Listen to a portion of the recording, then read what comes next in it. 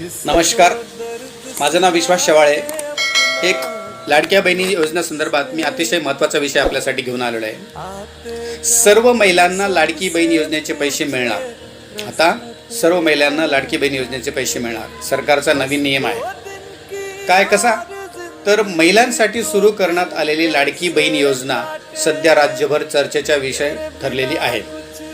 आर्थिक पाठबळ देणारी ही महत्त्वाकांक्षी योजना अनेक घरांसाठी आधार बनलेली असली तरी गेल्या काही दिवसांपासून या योजनेतील काही लाभार्थ्यांना अपात्र ठरवले जात होते.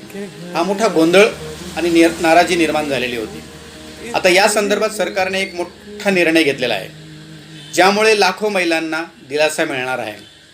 गेल्या काही महिन्यांपासून लाडकी बहीण योजनेतून मोठ्या संख्येने महिलांना अपात्र ठरवले जात असल्याचा आरोप विरोधकांनी केला होता. हा आरोप आता खरा ठरताना दिसत आहे.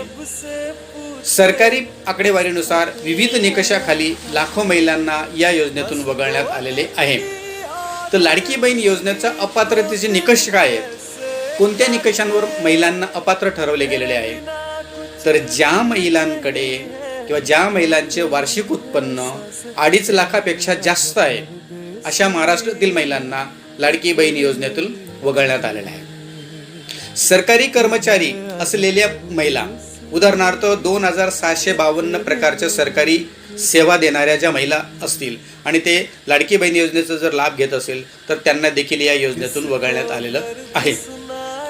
तिसरी गोष्ट, इतर योजनांचे लाभ घेणाऱ्या महिला, उदाहरणार्थ ज्या महिला संजय गांधी निराधार योजनेमधील विधवा पेन्शन योजना ज्या म्हणून म्हणतात, तर त्या महिलांना म्हणजे जवळपास 2.3 लाख महिलांना, नमो शेतकरी योजनेचा लाभ घेत असलेल्या महिला, उदाहरणार्थ 60.70 लाख महिला, किंवा ज्यांच्याकडे 4 चाकी वाहन असलेल्या, उदाहरणार्थ की सरकारने यापूर्वीच सांगितलं होतं की या योजनेचा फॉर्म भरण्यापूर्वी की ज्यांच्याकडे यावरील योजनांचा सुविधा असतील त्यांना या योजनेतून अपात्र ठरवण्यात येणार आहे. म्हणून त्या महिलांना मात्र या योजनेतून अपात्र ठरवण्यात आलेले आहे.